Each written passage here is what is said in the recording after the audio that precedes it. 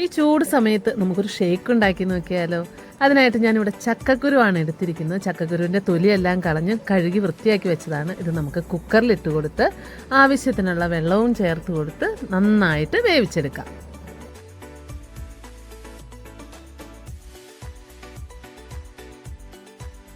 ഇപ്പോൾ നമ്മുടെ ചക്കക്കുരു എല്ലാം നല്ലതുപോലെ വെന്ത് വന്നിട്ടുണ്ട്. ഇനി അത് ചൂടാറുന്നവരെ നമുക്കൊന്ന് വെയിറ്റ് ചെയ്യാം.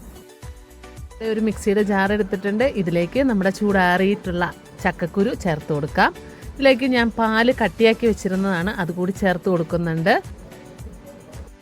ഇനി നമുക്ക് പഞ്ചസാര ചേർത്ത് കൊടുക്കാം. മധുരം എത്രയാണോ നിങ്ങൾക്ക് ആവശ്യം അതനുസരിച്ച് ചേർത്ത് കൊടുക്കാവുന്നതാണ്. ഇതിലേക്ക് ബൂസ്റ്റ് ചേർത്ത് കൊടുത്തിട്ട് നമുക്ക് നന്നായിട്ട് അരച്ചെടുക്കാം. ഇനി ഇത് നമുക്കൊരു ഗ്ലാസ്സിലേക്ക് പകർത്താം.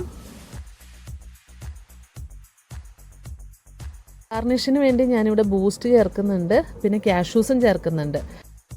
ഇനി ഇതിലേക്ക് ടൂട്ടി ഫ്രൂട്ടിയോ ഐസ്ക്രീമോ എന്ത് വേണമെങ്കിലും നമുക്ക് ചേർക്കാം. ഇപ്പോൾ നമ്മുടെ ചക്കക്കുരു ഷേക്ക് ഇവിടെ റെഡി ആയിട്ടുണ്ട്.